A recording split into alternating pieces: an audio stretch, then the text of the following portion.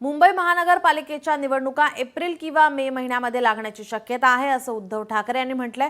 उद्धव ठाकरे यांनी आता कार्यकर्त्यांना मार्गदर्शन केलेलं आहे आणि यावेळी त्यांना कामाला लागण्यासाठी सूचना केल्या आहेत। आता आपण धक्का पुरुष झालोय, असं कोण किती धक्के देतंय ते बघूया। यांना काय द्यायचा तो एकदाच धक्का, ज्यावेळी असा देऊ की हेच पुन्हा दिसता कामा नाही, असं उद्धव ठाकरे यांनी म्हटलंय।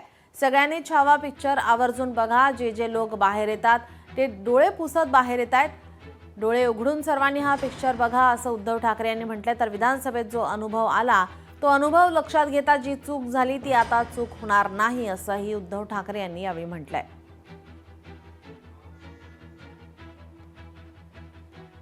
उद्धव ठाकरे यांनी कार्यकर्त्यांना आणि पदाधिकाऱ्यांना बोलवून मुंबई पालिका निवडणुकीसाठी आता कामाला लागा अशा सूचना दिलेल्या आहेत। एप्रिल किंवा मे मध्ये या आता निवडणुका लागतील, त्यामुळे आता सर्वांनी कामाला लागा अशा सूचना त्यांनी केलेल्या आहेत।